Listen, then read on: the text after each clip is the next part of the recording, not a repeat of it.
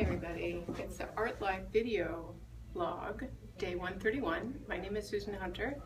I'm Jacob Wolf. And we're going to talk. Yes. Thank you, Susan, for meeting me here today. It's a pleasure. So, we are in Artistic Portland. An artist cooperative. This has kind of a significance, not kind of, it has a lot of significance in the Art Life video blog because our first interview that we did with somebody that wasn't a roommate, Really? was I didn't know with that. Joe Warren when we were walking by on our photo walk that day, and you said, "Hey, yeah, come on in. The artist is here if you want to meet him." And me and Christopher were like, "Okay, let's go interview him." And I didn't realize it was your that was our very one. first interview with That Joe. was his first day. Really? It was. That was very cool. Yeah. But yeah, so Artistic Portland has a big significance because it was kind of our kickstart to our interview process. Oh, that's wonderful. That makes me all happy. And you were a part of that too. I was. Me and my big mouth. Very briefly. Very briefly. And I'm really happy that we actually get to meet and have an interview. Yes, me too. Me too. Wow, that seems like a long time ago, but it wasn't really that long ago. It was like November, maybe? Yeah, of 2014. Yeah. So, do you want to just tell us a little bit about yourself? Sure, yes. I've always been interested in the arts. I've had art friends, photographer friends, painter, graphic artist friends, jewelry friends, and you get the idea. And so I met and married somebody very, very special in 2002, who's an artist, had a gallery back east in Boston. His name is Stephen Mantica. And a month after we were married, he learned that he had ALS.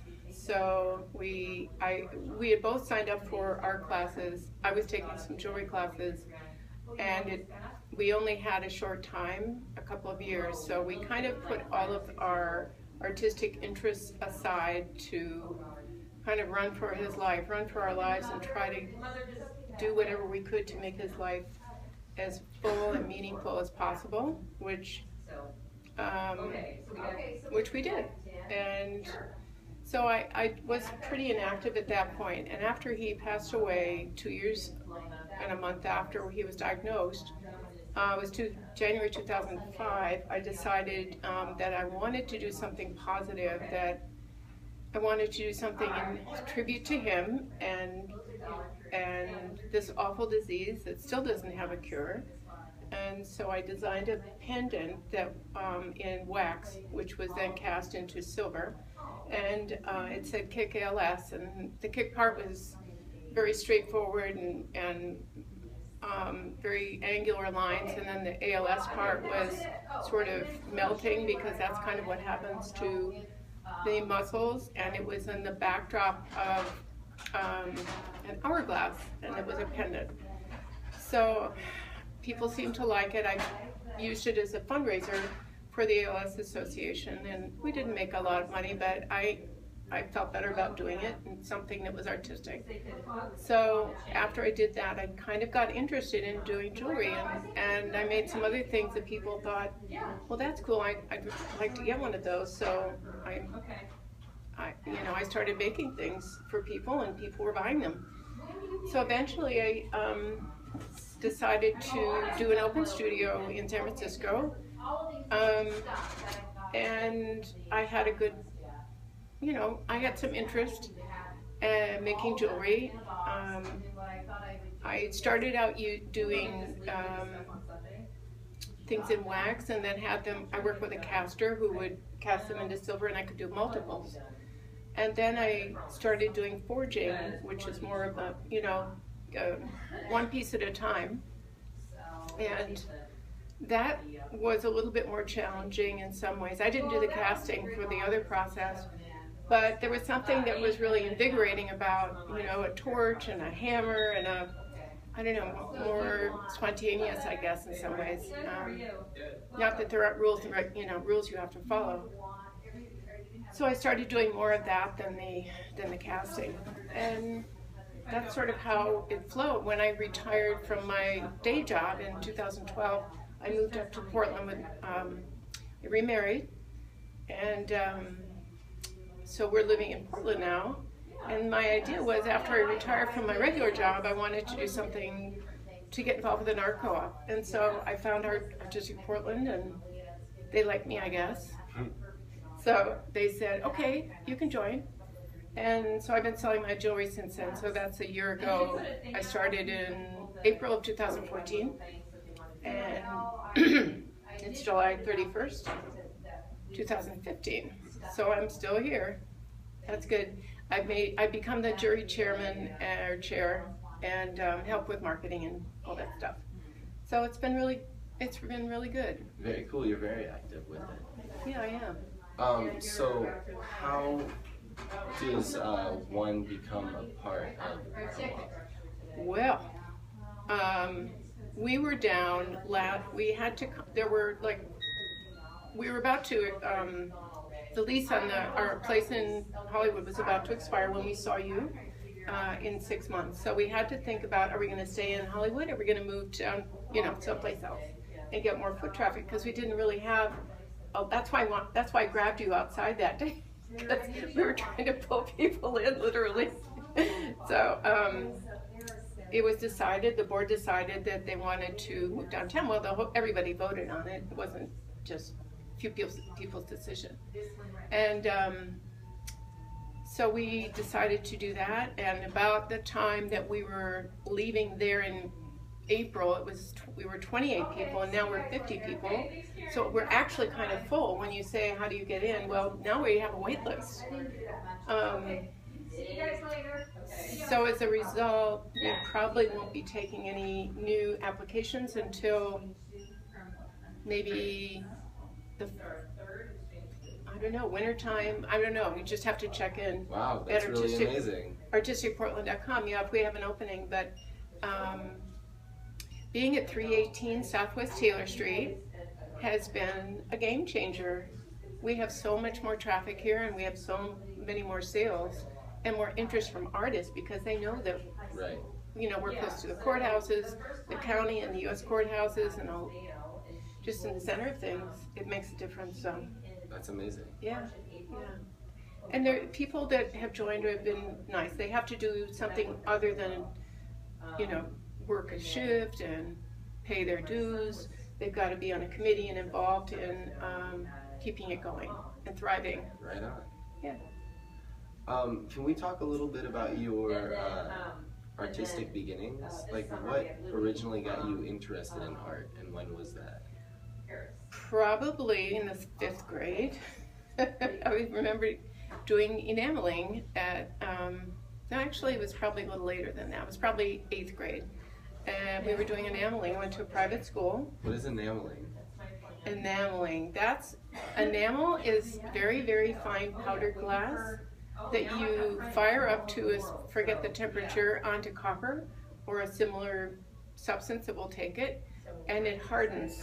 And then you can make a pattern. Now they're different colors. So I made an ashtray back in the days when people smoked. And so I made an ashtray, and I just thought, this is really cool. So I think something kind of clicked back there, and then I took art all through high school, and was never extremely good at the hand-eye coordination as some people, although I think you can learn a lot more than you realize, because I've taken classes and such. And with practice, like anything, you can get better at it.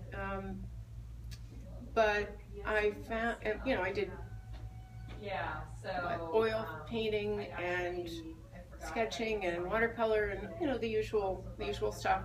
But I kind of put it aside when I got to college and focused on things that were more applicable to my future. I couldn't focus on that at that point because I didn't think I was strong enough. What did you go to college for? Actually, I majored in English literature, and I minored in Espanol. Yes. And then you got a job in?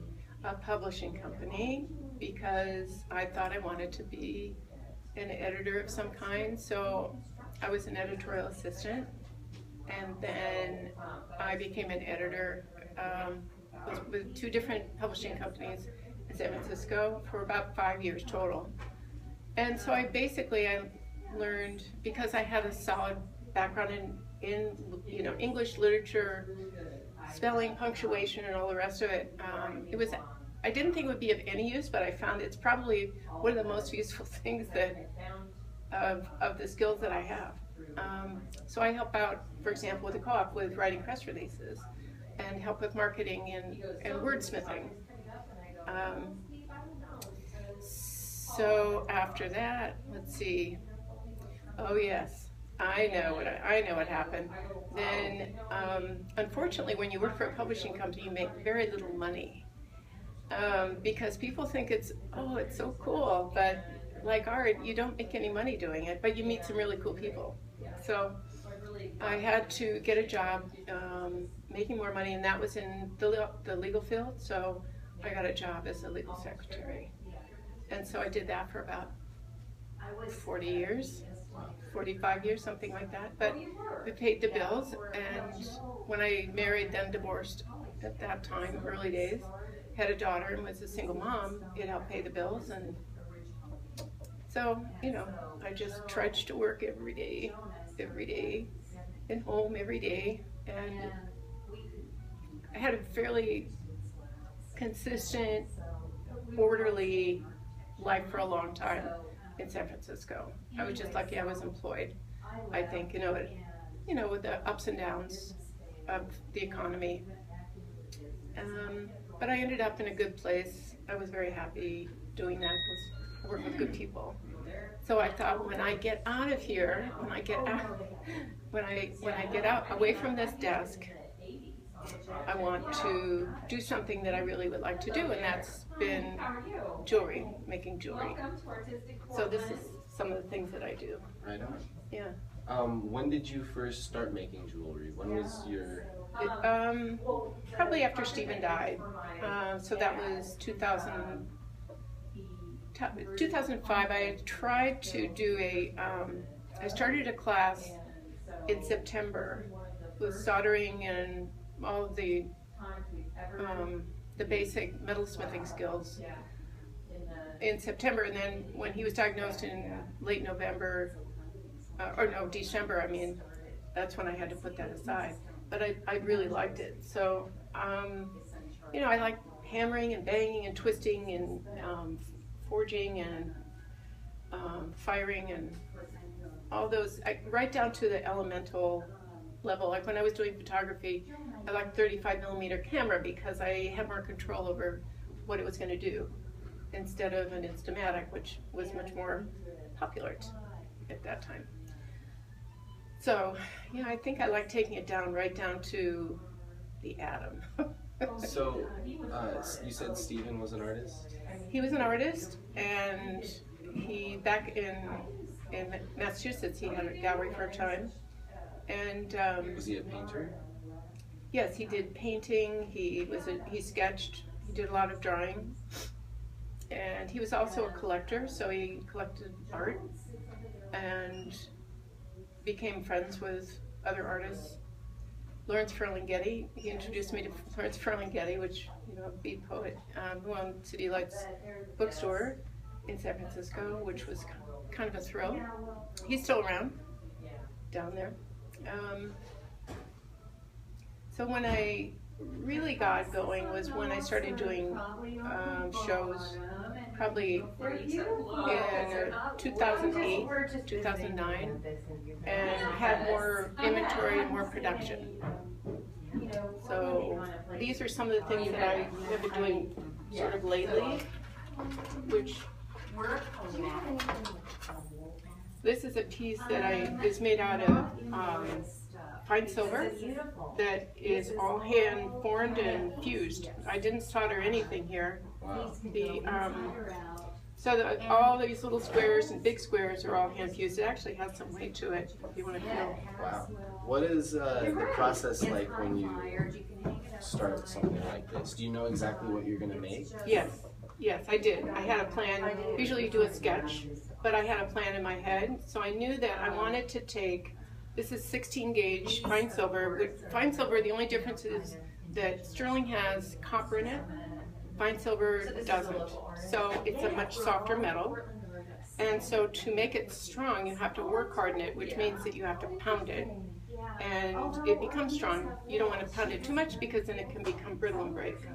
But that's what I've done here. It will tarnish over time, but not maybe as quickly as sterling would, because copper will oxidize faster. So. And then you just get it polished when it does that? Yes. Yeah, I polish it. I have a tumbler, so I'll throw it in the tumbler with shot and Dawn or some other cleaner. Sometimes I even use, although some people might say, I use not bleach, but the other stuff, not vinegar. It'll come to me. But ammonia? Ammonia, thank you.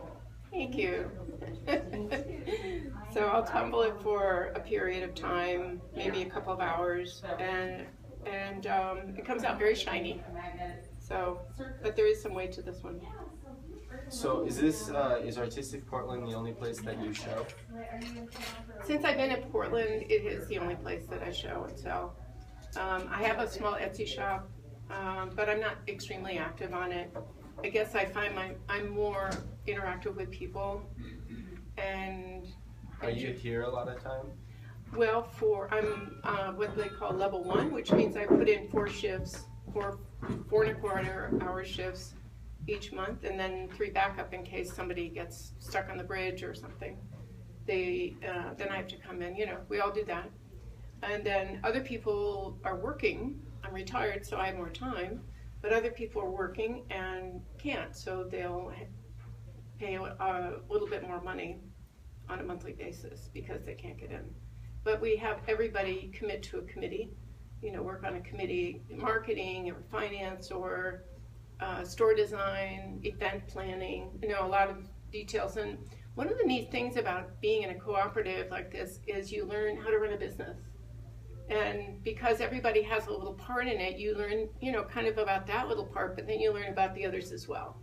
So I've learned actually a lot about, even in the year and a bit that I've been here, I've learned a lot about how to run a business, a real one, you know, with walls. Yeah, business is booming. I mean, there's been a lot of traffic throughout just this little interview. Yeah, we went from 2 years, we were over in the Hollywood district near the theater, and I think they started with 25, no. They started originally with about 45 people, but then people kind of fell off. People joined, people fell off, people joined, you know, and all the rest, up and down. But it was getting to be pretty clear that it just wasn't generating we didn't get the foot traffic that we needed. So here, we have a 2-year lease here.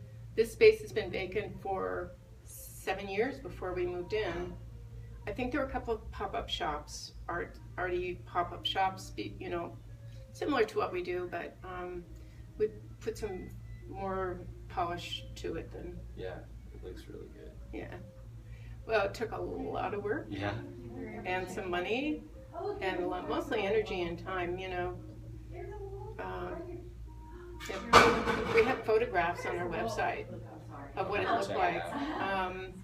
You may even have to go on Facebook to Artistic Portland on our Facebook page, because I think we have a ton of pages there, so you can see more of the progression of what it was. But originally, I guess this was a bookstore many years ago, and there are 4 big skylights, so you know it makes it really bright even in the back of the space. Yeah. So what is the best way for somebody to get a hold of you if they wanted to check out your stuff or buy some of your stuff? I think probably coming into Artistic Portland would be the best thing to do at 318 Southwest Taylor Street. Between 3rd and 4th, we're about a block from Pioneer Place and the theater. And that would be the best way to get in touch. I do have a business name, Bodie Design Studio. Bodie was inspired after my grandmother, who was born in ghost town and a mining town in Bodie, California in 1884. So that's where that came in. But it's kind of, it's not a, you know, it's not a big deal. Mostly I'm here, and this would be the best way to find me. Yeah. So the last thing that I wanted to talk about is my gallery that I throw. Oh yes. It's called 4th Effin' Friday. It's on the 4th Friday of the month. The next one will be on August 28th, and I invite all of the artists that I've interviewed in the past month and a half to come show.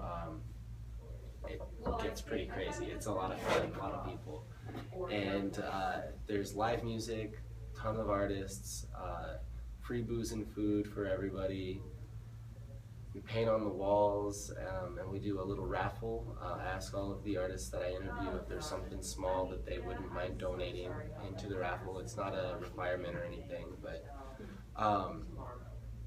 so at the end of the night, if anybody had donated $5 or more towards the Art Life video blog and the 4th Effin' Friday gallery, they get a raffle ticket, and we raffle off all the art. A lot of people get really excited about how many different eclectic artists that we have, and there are a lot of them in Portland. Yeah, there's a ton of artists in Portland, and I've gotten just a little glimpse. But yeah, it'd be really an honor to have you there. You can pass out business cards, meet people. That'd be great. Yeah. It'd be fun. Awesome. I know what I'll bring. Awesome. Awesome. Well, thank you for stopping by and visiting. Do you have any last comments, questions, or concerns? I love what I do. Yeah? Yeah.